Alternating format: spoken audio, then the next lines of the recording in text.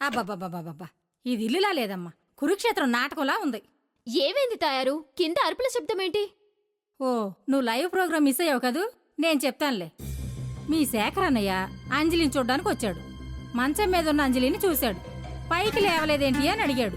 పైనుంచి కింద పడింది అన్నాం. అంతే, మీ వదిన్ని పైనుంచి కింద వరకు వాయించేశాడు. పాపం సుబ్బి పెళ్లి ఎంకి చావుకొచ్చిందని నీ పెళ్లి మీ వదిన తన్నులకొచ్చిందమ్మాయి. పాపం, నా కోసం మా వదిన చాలా రిస్క్ తీసుకుంటుంది, చాలా త్యాగాలు చేస్తుంది.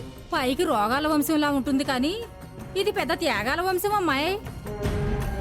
అక్క నీకోసం తన్నులు తింటుంటే తమ్ముడు నీకోసం పుట్టినరోజే వద్దనుకుంటున్నాడు.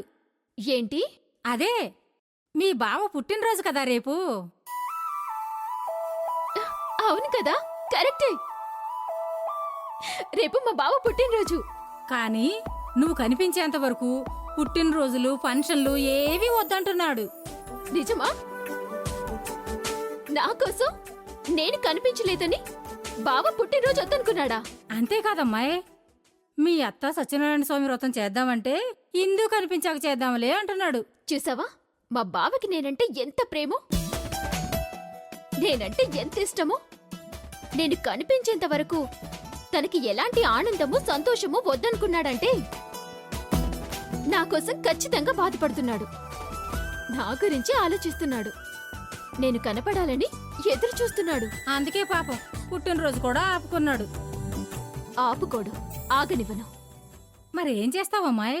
రేపు అర్ధరాత్రి 12 గంటలకు వెళ్ళి నా బావకి బర్త్డే విషెస్ చెప్తాను. అమ్మాయి, నీకేమైనా మతిపోయిందా? నువ్వు ఈ గదిలో నుంచి బయటికెళ్తే కొంపలు ములుగుతాయి.